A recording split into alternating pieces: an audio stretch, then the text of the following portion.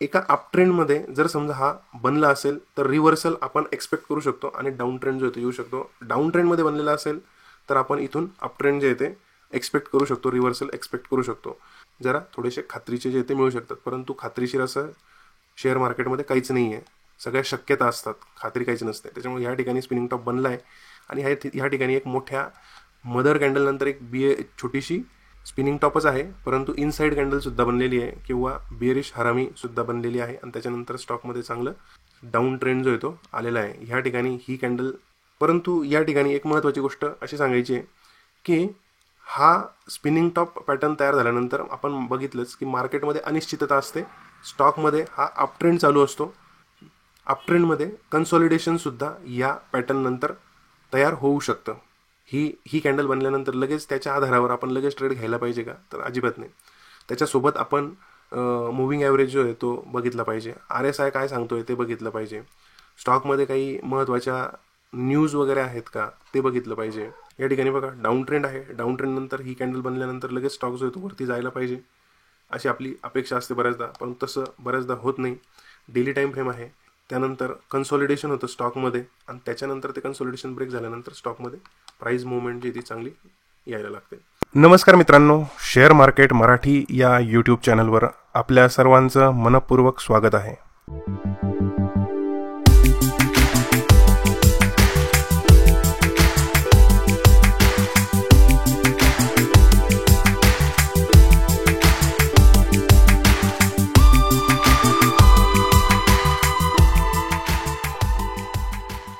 आपण आजच्या या व्हिडिओमध्ये स्पिनिंग टॉप हा जो कॅन्डलस्टिक पॅटर्न आहे त्याच्यामध्ये ट्रेडिंग कसं करायचं त्याची पूर्ण डिटेल माहिती आपण या व्हिडिओमध्ये घेणार आहोत.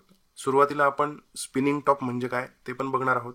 आपण लहानपणी जो भोवरा खेळलेलो असतो, दोरीच्या साहाय्याने आपण भोवरा जो आहे तो खेळतो. अशाच वेगवेगळ्या पद्धतीच्या भोवऱ्यांचे टाईप असतात. तर त्या काही टाईप जे ते ह्या कॅन्डलस्टिक सारखे दिसतात, म्हणून या कॅन्डलस्टिकला जे आहे ते स्पिनिंग टॉप असं म्हटलं जातं. टॉप म्हणजे भोवरा, स्पिनिंग म्हणजे फिरणारा भोवरा. फिरणारा भोवरा जसा स्थिर राहतो त्याच्या ॲक्सिस भोवती, म्हणून याला स्पिनिंग टॉप असं जे ते म्हटलेलं आहे. आपल्याला बऱ्याचदा हा स्पिनिंग टॉप शब्द आल्यानंतर काहीतरी वेगळं कठीण आहे हा शब्द असं वाटू शकतं. काहींना वाटू शकतं, काहींना अगदी सोपं वाटेल. तर त्यासाठी हे महत्त्वाचं आहे. पुढे जाऊयात आपण या व्हिडिओमध्ये स्पिनिंग टॉपचं कॅन्डलस्टिक पॅटर्न, स्वरूप आणि ट्रेडिंग आयडिया जे ते बघणार आहोत. व्हिडिओमध्ये पुढे जाण्यापूर्वी एक विनंती करतो. शेअर मार्केट मराठी हे चॅनलवर उपलब्ध असलेले आपले इतरही व्हिडिओ तुम्ही नक्की बघा. यामध्ये शेअर मार्केटचा अभ्यास कसा करायचा आणि अभ्यासातून प्रॉफिट कसा जनरेट करायचा यासाठी अतिशय उपयोगी अशी माहिती दिलेली आहे. त्यामुळे व्हिडिओला लाईक करा, चॅनलला सबस्क्राईब करा. सबस्क्राईब बटन जवळ असलेलं बेलचं बटन जे आहे ते सुद्धा क्लिक करा, म्हणजे नवीन येणाऱ्या व्हिडिओचं नोटिफिकेशन तुम्हाला मिळत राहील. शेअर मार्केट शिकणाऱ्या आपल्या नातेवाईक मित्रांपर्यंत हे व्हिडिओ नक्की पोहोचवा. आपल्या लाईक, शेअर आणि कॉमेंटमुळे यूट्यूबच्या अल्गोरिदमला कळतं की या व्हिडिओमध्ये खरोखर उपयुक्त अशी माहिती आहे आणि त्यामुळे यूट्यूब आपल्या व्हिडिओला इतर नवीन लोकांपर्यंत पोहोचवण्यासाठी मदत करतं. आपल्या कॉमेंट्स आणि आपला एक लाईक आमच्या टीमला आणखी नवनवीन उत्कृष्ट कंटेंट बनवण्याची प्रेरणा देत असतात. त्यामुळे लाईक आणि कॉमेंट करायला, सबस्क्राईब करायला विसरू नका. व्हिडिओ हा खूप इंटरेस्टिंग आणि माहितीपूर्ण होणार आहे. व्हिडिओचा कुठलाच पार्ट तुम्ही स्किप करू नका, व्हिडिओ पूर्ण बघा. चला सुरू करू आपण आपला आजचा विषय. हे दोन प्रकारचे स्पिनिंग टॉप आहेत. हा एक ग्रीन स्पिनिंग टॉप आहे आणि हा एक रेड स्पिनिंग टॉप आहे. आता हा जो ग्रीन स्पिनिंग टॉप आहे हा खालच्या बाजूला ओपन होतो आणि वरच्या बाजूला क्लोज होतो, म्हणून हा ग्रीन आहे. हा रेड जो आहे तो वरच्या बाजूला ओपन होतो आणि खालच्या बाजूला क्लोज होतो, म्हणून हा रेड स्पिनिंग टॉप आहे. बऱ्याचदा काही पुस्तकांमध्ये, काही वेबसाईटवर हिरवा जो स्पिनिंग टॉप आहे त्याला बुलिश म्हटलं जातं आणि रेड जो आहे त्याला बिअरिश म्हटलं जातं, परंतु तसं काही नाही आहे. तो कोणत्या ठिकाणी निर्माण होतोय तर त्यानुसार त्याला महत्त्व जे येते आहे बुलिश किंवा बिअरिश आपल्याला त्याला म्हणता येईल. पुढे जाऊया. टेक्निकल ॲनालिसिसमध्ये कॅन्डलस्टिक पॅटर्नचं महत्त्व समजून घेणं अत्यंत आवश्यक आहे. कॅन्डलस्टिक हा टेक्निकल ॲनालिसिसचा आत्मा आहे असं म्हटलं तरी चालेल, कारण की हे पॅटर्न जे आहेत ते जे आपण जो काही स्टॉक सिक्युरिटीजची प्राईज असते तर त्या प्राईजबद्दल अत्यंत महत्त्वाची माहिती जी ते देत असतं. कॅन्डलस्टिक पॅटर्न जे आहे ते आपल्याला शिकणं जे ते अत्यंत महत्त्वाचं आहे. या व्हिडिओमध्ये आपण स्पिनिंग टॉपची परिभाषा बघणार आहोत, म्हणजे थोडक्यात ओळख बघणार आहोत. त्यानंतर त्याच्या मागची मानसशास्त्र म्हणजे ट्रेडरची सायकोलॉजी जी आहे ती कशी असते किंवा नेमकं काय असतं त्याच्यामध्ये ते बघणार आहोत. त्याच्यानंतर त्याच्यानुसार स्पिनिंग टॉपनुसार ट्रेडिंग कसं करायचं, लॉंग पोझिशन कशी घ्यायची, शॉर्ट पोझिशन कशी घ्यायची, त्याच्याबद्दल आपण माहिती घेऊया. स्पिनिंग टॉपमध्ये व्हॉल्यूम कमी आहे जास्त आहे त्याच्यानुसार आपल्याला काय ट्रेडिंगचे डिसिजन घेता येऊ शकतात, तर त्याचा आपण डिटेलमध्ये अभ्यास करणार आहोत. स्पिनिंग टॉपच्या मर्यादा आपल्याला बघायच्या आहेत. प्रत्येकच ठिकाणी आपल्याला स्पिनिंग टॉप फायदेशीर ठरेल असं नाही आहे, त्याच्या काही मर्यादासुद्धा आहेत, तर त्या आपण या व्हिडिओमध्ये बघणार आहोत आणि शेवटी निष्कर्ष आपल्या या पूर्ण व्हिडिओचा बघणार आहोत आपण. स्पिनिंग टॉप हा एक कॅन्डलस्टिक पॅटर्न आहे. आपल्याला माहिती आहे कॅन्डलस्टिक पॅटर्न हे कोणत्याही स्टॉकच्या चार्टमध्ये जे ते बनत असतात, कॅन्डल्स बनत असतात आणि त्या कॅन्डल्सचे काही पॅटर्न्स आहेत तर ते बनत असतात. त्याच्यातला हा स्पिनिंग टॉप कॅन्डलस्टिक पॅटर्न आहे. हा कॅन्डलस्टिक पॅटर्न मार्केटमध्ये अस्थिरता आहे आणि अनिश्चितता आहे हे दर्शवतो. असं का म्हटलेलं आहे, तर हा कॅन्डलस्टिक पॅटर्न तयार होत असताना मार्केट वरच्या बाजूला जातं, खालच्या बाजूला पण जातं, परंतु परत ते वरच्या बाजू ह्या ओपन जिथं आहे त्या ठिकाणीच क्लोज होतं. स्टॉकची प्राईस ही कॅन्डल बनत असताना वर जाते, परत पूर्ण खाली येते, त्याच्यानंतर परत वर जाते. अशा पद्धतीने स्टॉकची किंमत खूप अस्थिर असते, अनिश्चितता असते. याच्यामध्ये वर जाईल की खाली जाईल हे सांगता येत नाही, एक ठराविक ट्रेंड नसतो, त्याच्यामुळे अनिश्चितता आहे असं हा पॅटर्न जो तो दर्शवतो. यामध्ये कॅरेक्टरिस्टिक फीचर काय याचं, तर याची बॉडी जी आहे ती एकदम छोटी असते आणि ती हिरवी पण असू शकते किंवा लाल पण असू शकते, आपण मागे चित्र बघितल्याप्रमाणे. परंतु याचे अप्पर आणि लोअर विक्स जे आहेत ते मोठे असतात. मोठे अप्पर विक्स आणि लोअर विक्स, याला विक्स असं म्हटलं जातं. हा पॅटर्न जो आहे तो बुलिश आणि बिअरिश अशा दोन्ही कॉन्टेक्स्टमध्ये जे ते बनू शकतो. म्हणजे स्टॉकची प्राईस वर जात असताना सुद्धा स्पिनिंग टॉप बनू शकतो आणि स्टॉकची प्राईस खाली येत असताना सुद्धा स्पिनिंग टॉप बनू शकतो. तर अशा पद्धतीने बुलिश आणि बिअरिश दोन्ही कॉन्टेक्स्टमध्ये हा आपल्याला दिसू शकतो. त्याच्यानंतर ज्या वेळेला हा स्पिनिंग टॉप कॅन्डलस्टिक पॅटर्न चार्टमध्ये बनतो त्याच्यानंतर ट्रेंडमध्ये रिव्हर्सल येऊ शकतं किंवा कन्सॉलिडेशन आहे, म्हणजे स्टॉकची प्राईस खूप वर न जाता खूप खाली न जाता एका ठराविक रेंजमध्ये ट्रेड करू शकते. असं कन्सॉलिडेशनचा पिरियड जो आहे तो ची शक्यता जी ती दर्शवतो. तसंच विशेषतः ट्रेडर्स जे आहेत ते ट्रेंडमधील बदलाची शक्यता ओळखण्यासाठी हा पॅटर्न जे आहे ते वापरतात. हा पॅटर्न सुचवतो की त्या ट्रेडिंग सेशनमध्ये ना बुल्स ना बियर्स नियंत्रणात होते. म्हणजे एकदा हे बघा, हा पॅटर्न तयार झाल्यानंतर असा जर कधी असेल तर सुरुवातीला स्टॉकची किंमत जी ती वरती जाते या लेवलपर्यंत, त्याच्यानंतर ह्या ठिकाणावरून ती पूर्ण ह्या लेवलपर्यंत येते आणि ह्या लेवलवर पण ती स्थिर राहत नाही किंवा याच्या खाली जात नाही आणि ह्या इथून परत या ठिकाणापर्यंत वरती जाते. म्हणजे असा वर खाली वर अशा पद्धतीने इथं बुल्स डॉमिनेटेड होते, ह्या ठिकाणी बियर्स डॉमिनेट झाले, परत ह्या ठिकाणी बुल्स डॉमिनेट झाले. त्याच्यामुळे नियंत्रण जे आहे ते ॲक्च्युली कोणाचंच नसतं. प्राईस जी ती फ्लक्च्युएट होते, परंतु शेवटी ओपनिंग प्राईसच्या जवळ स्टॉकची प्राईस जी ती बंद होते. हा कॅन्डलस्टिक पॅटर्न मार्केटमधली अनिश्चितता दाखवतो आणि बायर्स आणि सेलर्स यांच्यामधला बॅलन्स दर्शवतो. म्हणजे स्टॉकची प्राईस खूप वर पण जात नाही, खूप खाली पण जात नाही, परत ती त्या लेवलपर्यंत येऊन जाते, म्हणजे बॅलन्स दर्शवतो. अप्पर आणि लोअर विक्स जे आहेत त्या मार्केटमधली अस्थिरता दाखवतात. खूप मोठ्या प्रमाणामध्ये प्राईस वर खाली होते म्हणून अस्थिरता जी ती दाखवते. छोटी रिअल बॉडी जी ती आपल्याला काय सूचित करते की एकमेकांच्या प्रयत्नांना जो येतो जोरदार विरोध केला जातो. म्हणजे वरती गेल्यानंतर वरून बियर्सचं प्रेशर येतं आणि स्टॉक एकदम खाली येतो. तिथून बुल्स जे आहेत ते आणखी बियर्सला विरोध करतात आणि स्टॉकची प्राईस परत वर जाते. अशा पद्धतीने एकमेकांच्या प्रयत्नांना जोरदार विरोध केला जातो याच्यामध्ये. त्यानंतर ट्रेंड रिव्हर्सल आणि कन्सॉलिडेशनची शक्यता दर्शवतो हा पॅटर्न, कारण की या कॅन्डलच्या दरम्यान मार्केट जे आहे ते पुढच्या दिशेचा जो तो निर्णय घेत असतं. मार्केट म्हणजे काय, मार्केटमधले पार्टिसिपंट्स. आता याच्यामध्ये ट्रेडिंग कसं करायचं ते बघूयात आपण. ट्रेडिंग करायचं की नाही करायचं ते सुद्धा बघूयात. Spinning top candlestick pattern trading ideas. Traders हा पॅटर्न तयार झाल्यानंतर कन्फर्मेशन कॅन्डलच्या आधारावर पोझिशन जे ते घेऊ शकतात. ही कन्फर्मेशन कॅन्डल काय आहे ते बघूयात आपण. हा पॅटर्न मार्केटमध्ये एकूणच इनडिसिजिव्हनेस दर्शवतो, म्हणजे अनिश्चितता दर्शवतो. त्याच्यामुळे कन्झर्वेटिव्ह ट्रेडर्स जे आहेत ते याच्यापासून दूर राहणं पसंत करतात. म्हणजे जे कन्झर्वेटिव्ह ट्रेडर्स आहेत तर ते ह्या असल्या कॅन्डलपासून दूर राहतात, कारण की मार्केटला एक निश्चित ट्रेंड नसतो. ही कॅन्डल बनते त्याच्यामुळे ते ह्या ठिकाणी ट्रेड करण्यापासून ते दूर राहतात. आणि त्याच वेळेला ॲग्रेसिव्ह ट्रेडर काय करतात की ट्रेंड रिव्हर्सल होऊ शकतं. स्पिनिंग टॉपमध्ये बऱ्याचदा ट्रेंड रिव्हर्सल होतो. ह्या पूर्वीच्या अनुभवानुसार ते या ठिकाणी ट्रेंड रिव्हर्सल होईल म्हणून ते या ठिकाणीच कुठेतरी ट्रेंड रिव्हर्सलचा ट्रेड जो आहे तो घेतात. रिस्की ट्रेडर्स आपण म्हणू शकतो, ॲग्रेसिव्ह ट्रेडर्स आपण म्हणू शकतो. या ठिकाणी स्पिनिंग टॉप कॅन्डलस्टिक पॅटर्न बनल्यानंतर ते लगेच या ठिकाणी रिव्हर्सलचा ट्रेड घेतात, परंतु त्या ठिकाणी आपण ट्रेड करायचं की नाही करायचं हे आपण पुढे उदाहरणांमध्ये बघणार आहोत.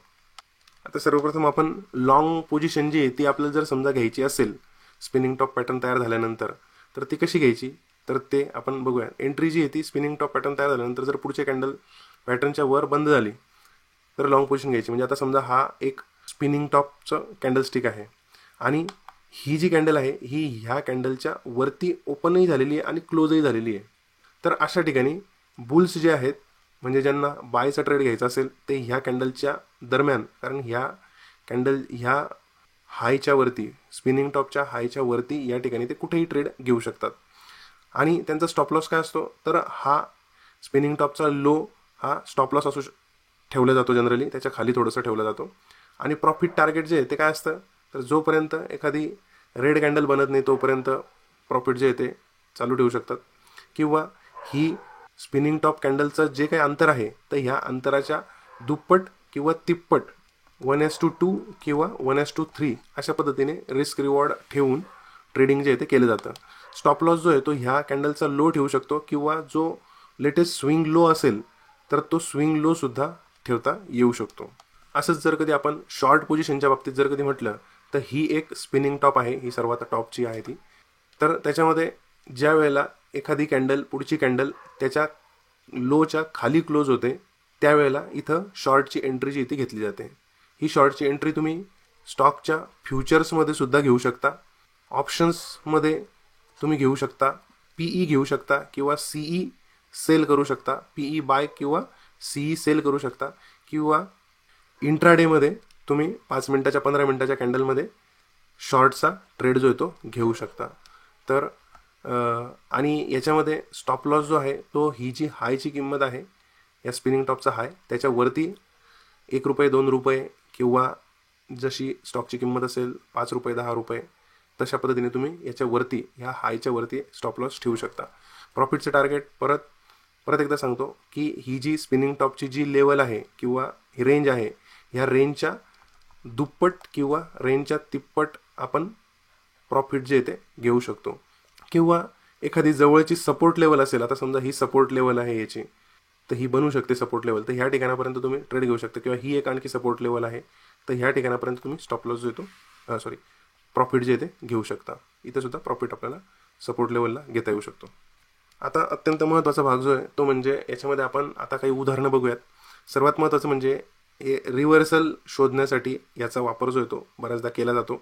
तर ह्या ठिकाणी आपल्याला एक अपट्रेंड असावा लागतो आणि अपट्रेंडमध्ये जर समजा ही कॅन्डल बनली आणि त्याच्यानंतर फॉलोअप कॅन्डल जी आहे ती जर कधी रेड कॅन्डल आली तर आपल्याला ह्या ठिकाणी शॉर्टचा ट्रेड फ्युचर्समध्ये घेता येऊ शकतो, ऑप्शन्समध्ये घेता येऊ शकतो किंवा इंट्राडेमध्ये आपल्याला सुद्धा अशा पद्धतीने ट्रेडिंग करता येऊ शकतं. हा PVR आयनॉक्सचा स्टॉक आहे, डेली टाईम फ्रेममध्ये आहे. पुढचं उदाहरण बघूयात आपण. परंतु या ठिकाणी एक महत्त्वाची गोष्ट अशी सांगायची आहे की हा स्पिनिंग टॉप पॅटर्न तयार झाल्यानंतर आपण बघितलंच की मार्केटमध्ये अनिश्चितता असते. स्टॉकमध्ये हा अपट्रेंड चालू असतो. अपट्रेंडमध्ये कन्सॉलिडेशनसुद्धा या पॅटर्न नंतर तयार होऊ शकतं. जरुरी नाही आहे की ह्याच्यानंतर लगेचच स्टॉकमध्ये रिव्हर्सल येऊ शकेल. बऱ्याचदा तो तसा येतो आणि बरेचसे ट्रेडर्स या अशा पद्धतीने रिव्हर्सलवर ट्रेड करतात. परंतु प्रत्येक वेळेस रिव्हर्सल येईलच असं नाही आहे, हे आपल्या मनामध्ये कायम असलं पाहिजे आणि त्याच्यानुसार आपण आपला ट्रेड जो आहे तो मॅनेज केला पाहिजे. हा बिअरिश रिव्हर्सल आहे. सर्वात महत्त्वाचं काय की एका अपट्रेंडमध्ये जर समजा हा बनला असेल तर रिव्हर्सल आपण एक्सपेक्ट करू शकतो आणि डाऊन ट्रेंड जो आहे तो येऊ शकतो. डाऊन ट्रेंडमध्ये बनलेला असेल तर आपण इथून अपट्रेंड जे आहे ते एक्सपेक्ट करू शकतो, रिव्हर्सल एक्सपेक्ट करू शकतो. आता ह्या ठिकाणी हा जो ग्रीन बनलेली ही कॅन्डल ही ग्रीनही असू शकते या ठिकाणी स्पिनिंग टॉप आणि रेडही असू शकते. दोघांचं काम जे आहे ते एकच असणार. पुढचं उदाहरण बघूयात आपण. हा चार्ट आहे गोदरेज प्रॉपर्टीजचा डेली टाईम फ्रेमचा चार्ट आहे. ह्या ठिकाणी हा एक स्पिनिंग टॉप बनलेला आहे बघा. ह्या स्पिनिंग टॉप नंतर आपल्याला सिग्नलसुद्धा मिळालेला आहे. या ठिकाणी आपण एंट्री घेतली असू शकते. इथं एंट्रीची कंडिशन बनते परंतु त्याच्यानंतर याच्या खाली आपला स्टॉप लॉस जो आहे तो हिट होऊ शकतो. त्यानंतर परत या ठिकाणी एक स्पिनिंग टॉप बनलेला आहे आणि त्याच्यावरती स्टॉकने क्लोजिंग ओपनिंग दिलेली आहे, क्लोजिंगही दिलेली आहे आणि त्याच्यानंतर स्टॉकमध्ये चांगली रॅली जी आहे ती आलेली आहे. तर अशा पद्धतीने आपण रिव्हर्सलमध्ये ट्रेड करू शकतो. परंतु ही एक आपल्या मनामध्ये कंडिशन ठेवलीच पाहिजे की ह्या कॅन्डलनंतर कन्सॉलिडेशनसुद्धा होऊ शकतं. आणि या ठिकाणी 4 दिवसांचं कन्सॉलिडेशन झालेलं आहे, 5 दिवसांचं झालेलं आहे, परंतु ते कन्सॉलिडेशन चांगलं 7-8 दिवस, 15 दिवस, महिन्याभराचं सुद्धा कन्सॉलिडेशन बऱ्याचदा होऊ शकतं. पुढचा चार्ट बघूयात आपण. हा सुद्धा रिव्हर्सलचा चार्ट आहे. आपण अशा पद्धतीने ट्रेडिंग करू शकतो. यामध्ये हा गोदरेज कंझ्युमर प्रॉडक्ट्सचा चार्ट आहे. वीकली टाईम फ्रेम आहे. त्याच्यामध्ये वीकली टाईम फ्रेममध्ये एक वैशिष्ट्य आहे की बऱ्याचदा हे सिग्नल जे आहेत ते आपले चांगले मिळू शकतात. डेली टाईम फ्रेममध्ये किंवा आणखी लोअर टाईम फ्रेममध्ये इंट्राडे चार्ट्समध्ये जर स्पिनिंग टॉप बनले तर ते बऱ्याचदा फेक सिग्नल आपल्याला देऊ शकतात. त्या मानाने वीकली टाईम फ्रेममध्ये आपल्याला सिग्नल जे आहेत ते जरा थोडेसे खात्रीचे जे ते मिळू शकतात. परंतु खात्रीशीर असं शेअर मार्केटमध्ये काहीच नाही आहे. सगळ्या शक्यता असतात, खात्री काहीच नसते. त्याच्यामुळे ह्या ठिकाणी स्पिनिंग टॉप बनला आहे आणि ह्या ठिकाणी एक मोठ्या मदर कॅन्डलनंतर एक छोटीशी स्पिनिंग टॉपच आहे, परंतु इनसाइड कॅन्डलसुद्धा बनलेली आहे किंवा बिअरिश हरामीसुद्धा बनलेली आहे आणि त्याच्यानंतर स्टॉकमध्ये चांगलं डाऊन ट्रेंड जो आहे तो आलेला आहे. ह्या ठिकाणी ही कॅन्डल खाली क्लोज झालेली दुसऱ्या दिवशी आणि त्या ठिकाणी आपला ट्रेड जो आहे तो बनलेला आहे. हे चार्ट्स बनल्यानंतर ट्रेड जे ते आपल्याला सगळ्यांना चांगलेच वाटतात, परंतु ॲक्च्युअल ज्यावेळेस आपण ट्रेडिंग करत असतो त्यावेळेला ह्या ठिकाणी ट्रेड करणं जे आहे ते खूप कठीण असतं. परंतु जर समजा तुमचं ठरलं आहे की आपल्याला ह्याच्या खाली जे आहे ते एंट्री घ्यायची आहे आणि ह्याच्यावरती जे आहे ते आपल्याला एक्झिट करायचं आहे, तर आपल्याला कुठलीही भीती न बाळगता आपण आपले ट्रेड जे आहे ते बिनधास्त घ्यायला पाहिजे. आणि आणखी महत्त्वाची गोष्ट की मर्यादामध्ये आपण ते बघणारच आहोत की केवळ एक स्पिनिंग टॉप ही कॅन्डलस्टिक एक बनली आहे, ही कॅन्डल बनल्यानंतर लगेच त्याच्या आधारावर आपण लगेच ट्रेड घ्यायला पाहिजे का? तर अजिबात नाही. त्याच्यासोबत आपण मूव्हिंग ॲव्हरेज जो आहे तो बघितला पाहिजे. RSI काय सांगतोय ते बघितलं पाहिजे. स्टॉकमध्ये काही महत्त्वाच्या न्यूज वगैरे आहेत का ते बघितलं पाहिजे. त्याच्यानंतर आणखी दुसरे काही इंडिकेटर्स असतील तर ते सुद्धा आपण चेक करून ट्रेडिंगचं डिसिजन जे आहे ते घ्यायला पाहिजे. फक्त कॅन्डलस्टिक पॅटर्नच्या आधारावर आपण ट्रेडिंग करणं शक्यतो टाळलं पाहिजे. आता ह्या ठिकाणी आणखी एक रिव्हर्सल पॅटर्न आहे. या ठिकाणी बघा लगेचच आपल्याला चांगलं प्रॉफिट मिळालेलं नाही आहे, परंतु हा एक ह्या ठिकाणी याच्यावरती दुसऱ्या दिवसाची लगेचच एंट्री झालेली आहे, परंतु स्टॉप लॉस जो आहे तो काही झालेला नाही आहे. त्याच्यानंतर बरेच दिवस कन्सॉलिडेशन झालेलं आहे आणि त्याच्यानंतर स्टॉकमध्ये थोडंसं अपसाईड मुवमेंट आलेली आहे, परंतु ही वीकली टाईम फ्रेम आहे. पोझिशनल ट्रेड जो आहे तो याच्यामध्ये आपल्याला घेता येऊ शकतो. फ्युचर्समध्ये सुद्धा अशा पद्धतीने ट्रेड जो आहे तो आपला फारसं प्रॉफिट देऊ शकणार नाही. त्यासाठी पोझिशनल ट्रेड जे आहेत आपल्याला वीकली टाईम फ्रेममध्ये केलेले चांगले राहतील. कॅशचे स्टॉक्स किंवा फ्युचर आणि ऑप्शनचे स्टॉक्समध्ये आपण करू शकतो. पुढचं रिव्हर्सलचं उदाहरण बघूयात आपण. ह्यामध्ये काय झालेलं आहे, अपट्रेंड आहे. अशोक लेलँडचा स्टॉक आहे, वीकली टाईम फ्रेम आहे आणि एकदम बरोबर अपट्रेंडमध्ये एक स्पिनिंग टॉप जी ती कॅन्डल बनलेली आहे आणि त्याच्यानंतर तिसऱ्या दिवशी त्याच्या खाली जी ती कॅन्डल क्लोज झालेली आहे तिथं आपण ट्रेड घेऊ शकतो. याच्या खाली या कॅन्डलमध्ये घेऊ शकतो किंवा ही कॅन्डल क्लोज झाल्यानंतर सुद्धा आपण ट्रेड घेऊ शकतो. परंतु या ठिकाणी अशा ठिकाणी जे ते आपला स्टॉप लॉस जो तो खूप मोठा होऊ शकतो. त्याच्यामुळे अशा ठिकाणी ट्रेडिंग करणं जे ते आपण शक्यतो टाळलं पाहिजे. किंवा आपला पोझिशनल ट्रेड असेल इकडनं आलेला तर तो आपण ह्या मोठ्या कॅन्डलच्या आधाराने आपण एक्झिट करू शकतो ही मोठी कॅन्डल पडल्यानंतर. तर अशा पद्धतीने या ठिकाणी रिव्हर्सल ट्रेड जे ते आपले बनू शकतात.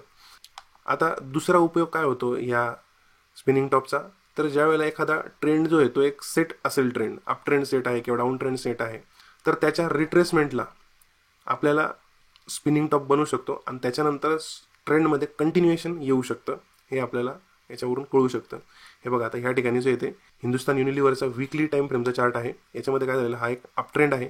अपट्रेंडनंतर ह्या ठिकाणी एक स्पिनिंग टॉप सारखं स्ट्रक्चर बनलेलं आहे आणि त्याच्यानंतर स्टॉक कंटिन्युएशन झालेलं आहे. आता या ठिकाणी ही रिट्रेसमेंट आहे असं म्हणता येईल का आपल्याला? तर हो, म्हणता येईल आपल्याला ही रिट्रेसमेंट, कारण की प्राईस जी ती खूप काही गेलेली नाही. कन्सॉलिडेशन तर आहेच, परंतु टाईमचं जे येते इथं करेक्शन जे येते झालेलं आहे. प्राईस फारशी करेक्ट झालेली नाही, परंतु टाईमचं करेक्शन या ठिकाणी झालेलं आहे. त्याच्यानंतर हा अपट्रेंड झालेला आहे. त्याच्यानंतर ह्या ठिकाणी 2 स्पिनिंग टॉप जे आहेत ते बनलेले आहेत आणि त्याच्यानंतर परत आपल्याला एक अपट्रेंड जो आहे तो कंटिन्यू झालेला आहे. तर अशा पद्धतीने आपल्याला अपट्रेंड चालू असताना जर समजा हे बघा अपट्रेंड चालू असताना जर थोडीशी रिट्रेसमेंट भेटली आणि त्या रिट्रेसमेंटवर जर समजा आपल्याला स्पिनिंग टॉपचं सारखं स्ट्रक्चर जर कधी भेटलं, इथं स्पिनिंग टॉपही बनू शकतो किंवा हॅमरसुद्धा बनू शकतात. आता मी हे उदाहरणं जे आहेत ते स्पिनिंग टॉपच्या अनुषंगाने घेतलेले आहेत. बऱ्याचदा ह्या ठिकाणी हॅमरच बनतात, स्पिनिंग टॉप फारसे बनत नाही किंवा बनू पण शकतात. तर किंवा स्पिनिंग टॉपही बनतात, हॅमरसुद्धा बनतात. असं 2 डबल कॅन्डलस्टिक पण बनवू शकतात आणि त्याच्यानंतर प्राईजमध्ये जे ते कंटिन्युएशन येतं. असं तुम्हाला बऱ्याच ठिकाणी बघायला मिळेल. तर तुम्ही त्याचा अभ्यास करा, वेगवेगळे चार्ट्स बघा. आपल्याला ट्रेडिंग करायचं असेल तर आपण रेग्युलरली चार्ट्स जे आहेत ते बघत राहिलं पाहिजे. कुठल्या चार्टमध्ये कोणत्या दिवशी काय कॅन्डल बनली आहे आपण ते बघितलं पाहिजे. रेग्युलरली आपण चार्ट्स बघितले पाहिजे. दिवसाला कमीत कमी 100 चार्ट जे आहेत ते आपण बघितले तर आपल्याला कुठल्या कॅन्डलनंतर कुठली कॅन्डल बनू शकते याचा एक थोडा अंदाज जो आहे तो येऊ शकतो. तर हा सुद्धा एक नेस्लेचा चार्ट आहे, वीकली टाईम फ्रेम आहे. अपट्रेंड आहे, हा खूप प्रॉमिनंट अपट्रेंड नाही आहे परंतु थोडासा अपट्रेंड आहे. यामध्ये या ठिकाणी प्राईस वर गेलेली, त्याच्यानंतर या ठिकाणी या ठिकाणी रिट्रेसमेंट आहे आणि ह्या रिट्रेसमेंटनंतर हा एक हॅमर आहे. या ठिकाणी परत एक बारीक स्पिनिंग टॉप आहे आणि ह्याच्यानंतर स्टॉकमध्ये परत कंटिन्युएशन आलेलं आहे. त्यानंतर परत ह्या ठिकाणी रिट्रेसमेंट आलेली आहे. रिट्रेसमेंटमध्ये हा एक छान स्पिनिंग टॉप बनला आहे, हाही ते छोटासा स्पिनिंग टॉप बनलेला आहे. त्याच्यानंतर परत स्टॉकमध्ये अपट्रेंड कंटिन्यू झालेला आहे.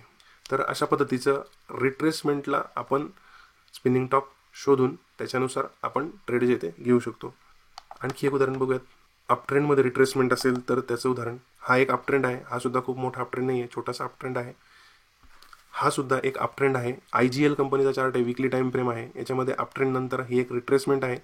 रिट्रेसमेंट नंतर ह्या ठिकाणी स्पिनिंग टॉप सारखं स्ट्रक्चर आहे आणि त्याच्यानंतर स्टॉकमध्ये जे ते प्राईस वर गेलेली आहे चांगली. त्याच्यानंतर परत या ठिकाणी थोडीशी छोटी रिट्रेसमेंट आहे, कन्सॉलिडेशन प्लस रिट्रेसमेंट आहे आणि त्याच्यानंतर हे छोटंसं स्पिनिंग टॉप सारखं स्ट्रक्चर आहे. त्याच्यानंतर स्टॉक जो आहे तो वरती गेलेला आहे.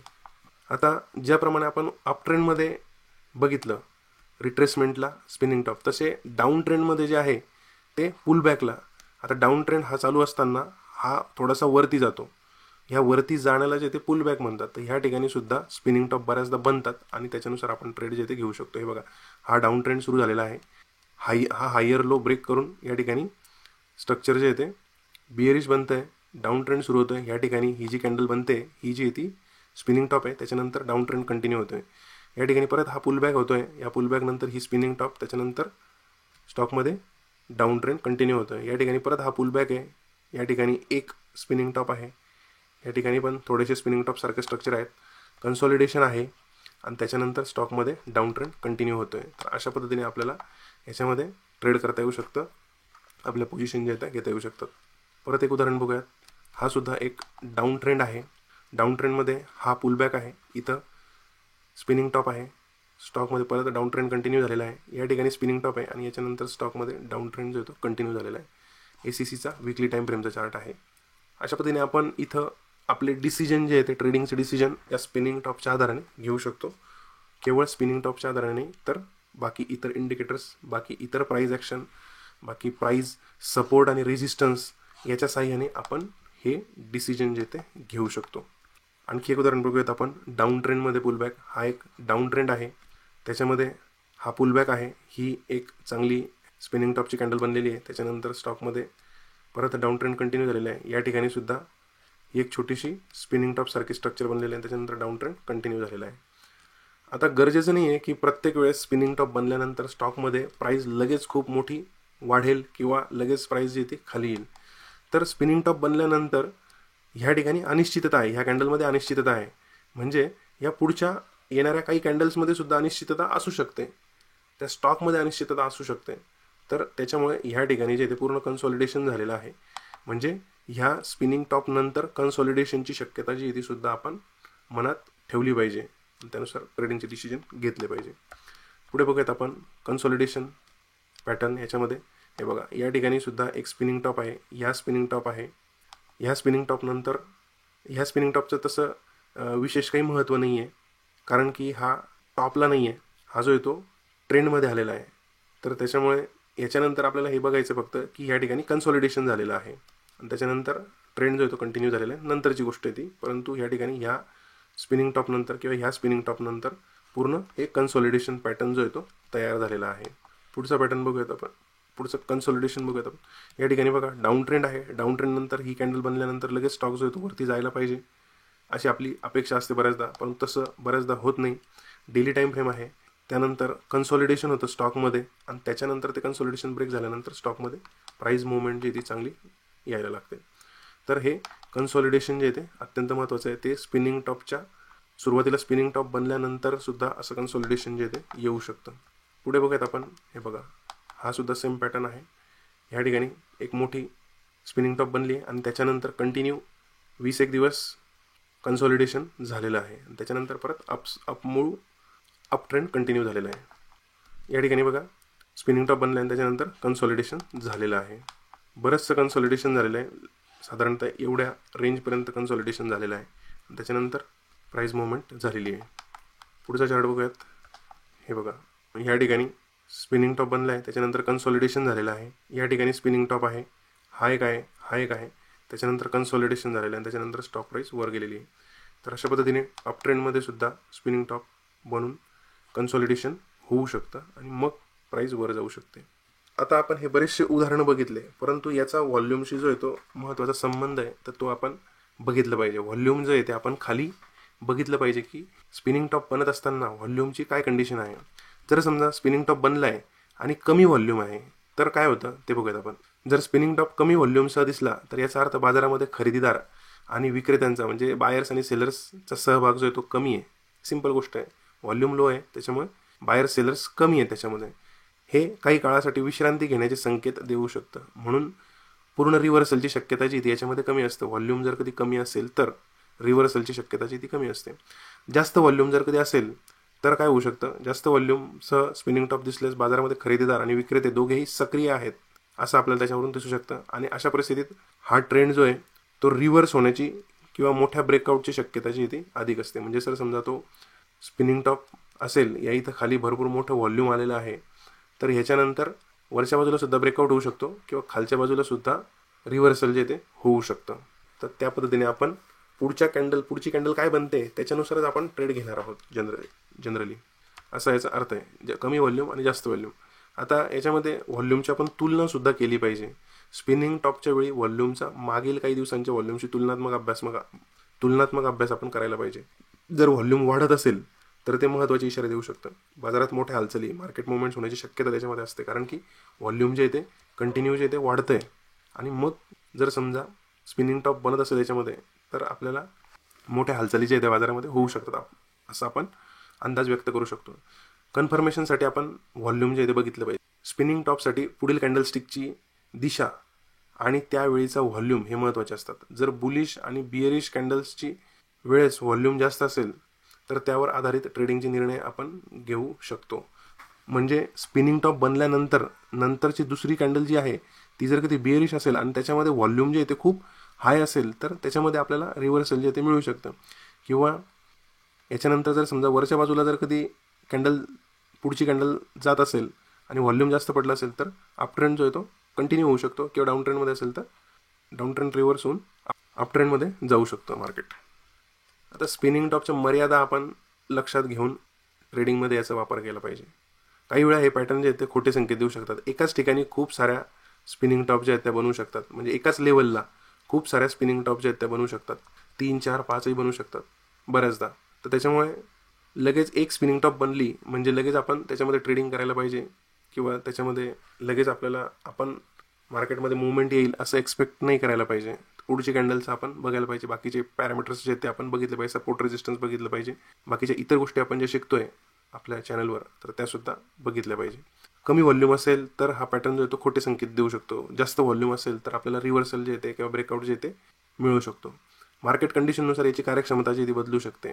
मार्केटची नेमकी कंडिशन काय आहे, समजा ओव्हरऑल मार्केट जे आहे ते जर कधी खूप साईडवेज आहे तर जर समजा तुमचा स्पिनिंग टॉप हा चांगल्या ठिकाणी जरी पडला असेल तरी त्याच्यामध्ये फारशा प्राईस मुवमेंट जे त्यानंतर येणार नाहीत. जर मार्केट खूप चांगलं ट्रेंडिंग आहे, जसं आता सध्या निफ्टी खूप ट्रेंडिंग आहे, तर त्याच्यामध्ये जर समजा एखादा स्पिनिंग टॉप कुठेतरी पडला, बॉटमला पडला किंवा टॉपला पडला तर त्याच्यानंतर चांगलं रिव्हर्सल आपल्याला मिळू शकतं, कारण ट्रेंड जो आहे तो चांगला सुरू आहे. रेंज बाउंड मार्केटमध्ये हा पॅटर्न जो आहे तो विश्वसनीय नसतो.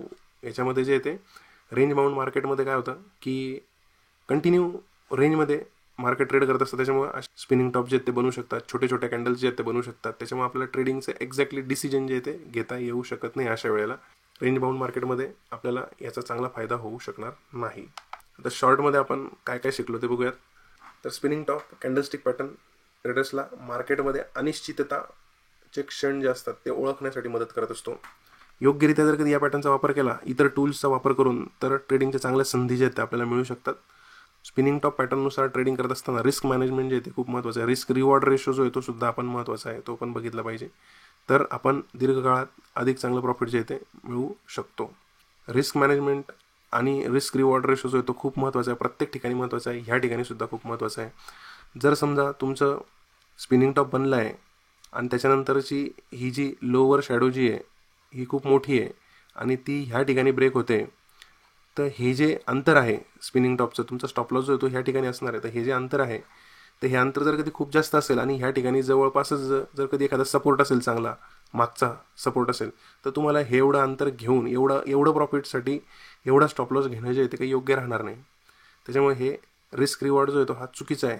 जर समजा ह्या ठिकाणी कुठे सपोर्ट असेल त्या स्टॉकमध्ये, तर हे एवढं अंतर जे आहे ते ठीक आहे, हे 1:2 किंवा 1:3 पर्यंत येऊ शकतं. तर अशा पद्धतीने आपण स्टॉप लॉस आणि त्याच्यानुसार टार्गेट किती मिळतंय अंदाजे, तर ते ठरवून आपण ट्रेड जो आहे तो घेतला पाहिजे. फक्त स्पिनिंग टॉप बनला आहे, बाकीच्या इतर कंडिशन पण बनलं आहे, तर लगेच ट्रेड घ्यायचं आहे असं आपल्याला करायचं नाही आहे. आता ह्याच स्पिनिंग टॉपचं आपण एक चार्टिंगचं स्कॅनर जे आहे ते बनवून बघणार आहोत, परंतु हा व्हिडिओ खूप मोठा होईल, त्याच्यामुळे आपण ते या व्हिडिओत बनवणार नाही आहे.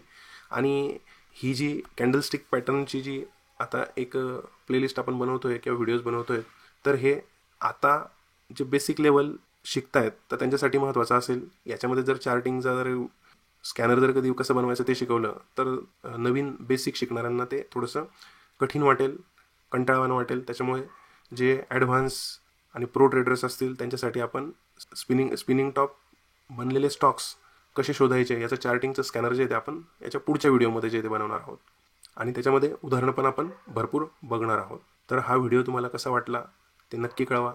तो जो आपण पुढचा व्हिडिओ बनवणार आहोत तर त्याच्यामध्ये खूप ॲडव्हान्स कंडिशन जे आहेत ते आपण बघणार आहोत. स्पिनिंग टॉप बरोबर टॉपलाच कसं काय मिळू शकतो किंवा स्पिनिंग टॉप एक्झॅक्टली बॉटमलाच आपल्याला कसं काय मिळू शकतो, तर ह्या कंडिशन आपल्याला ऑटोमॅटिक कशा शोधायच्या ते आपण त्या व्हिडिओमध्ये बघू. तर हा व्हिडिओ पूर्ण बघितल्याबद्दल धन्यवाद. पुढचा व्हिडिओ पण नक्की बघा. जे नवीन ट्रेडर्स असतील त्यांना आणखी काय विषय हवे आहेत, आणखी कोणत्या विषयांबद्दल अशा पद्धतीचे व्हिडिओ हवे आहेत, त्यांनी कॉमेंटमध्ये कॉमेंट करा. व्हिडिओ आवडला असेल तर लाईक करा, शेअर करा मित्रांपर्यंत. जर या व्हिडिओमधून तुम्हाला खरोखर काही चांगलं शिकायला मिळालं असेल तर व्हिडिओला लाईक नक्की करा, सबस्क्राईब करा, कॉमेंट करा, आपल्या मित्रांपर्यंत व्हिडिओ शेअर करा. पुन्हा भेटू आपण एका नवीन टॉपिकसोबत. शिकत रहा मायबोली मराठीतून शेअर मार्केट मराठी. जय हिंद, जय महाराष्ट्र.